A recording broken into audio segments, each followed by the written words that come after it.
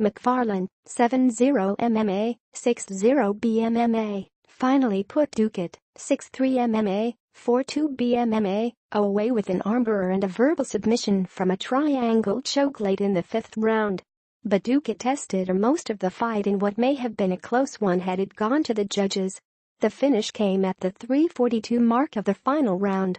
The inaugural women's flyweight title bout was the co-main event of today's Bellator 186 event at Bryce Jordan Center on Penn State's campus in University Park, PA.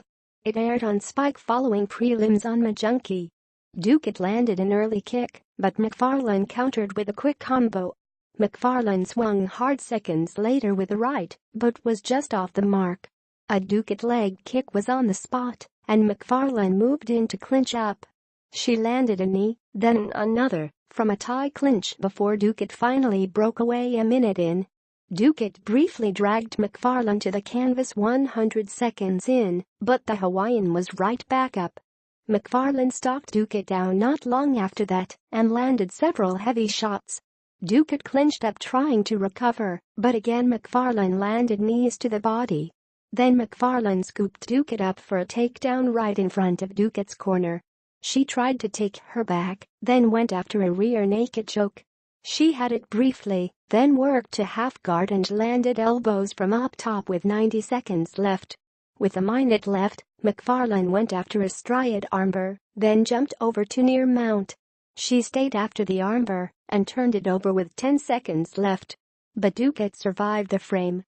Ducote kicked early in the second, but ate a couple punches from Macfarlane after. Macfarlane landed a solid jab that was too quick for Ducote to catch up to. Ducote worked kicks to Macfarlane's lead leg, but they didn't appear to be stopping her. When she kicked harder, Macfarlane threw harder counters.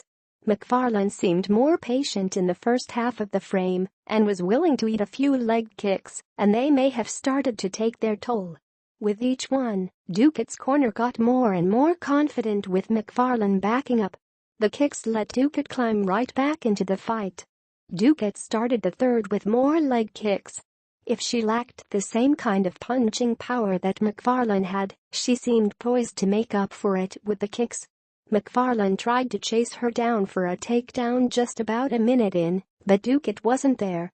Macfarlane put together a combination 90 seconds in, then clinched up with Ducote for more knees. That was where she found success in the first and went back to it when she needed to. Ducote finally broke away, but not long after, Macfarlane landed perhaps her best combo of the fight. When Ducote threatened with punches, Macfarlane shot for a single leg takedown. But with 90 seconds left, she found herself still working to complete it. With 45 seconds left, Macfarlane tried twice to pick Ducote up and failed. But the third time was the charm, and she finished the round with a few punches from on top. Ducote opened the fourth with another leg kick, but ate a few punches for her effort. They tied up briefly, but Macfarlane wasn't able to get anything done in the clinch. Macfarlane continued to work through Ducote's kicks, but with 2 minutes left Ducote turned up the aggression in her striking game. A solid right from Macfarlane landed, but she struggled to put combinations together, and Ducote stayed aggressive. With 40 seconds left, Macfarlane got the fight to the ground.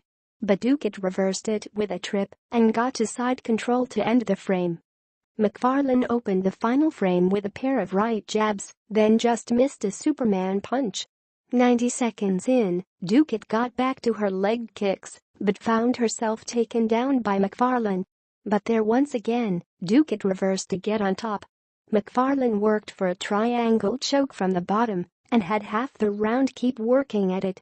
She finally locked it up tight enough to get Ducote's arm and roll it over for an armbar finish when Ducote verbally tapped.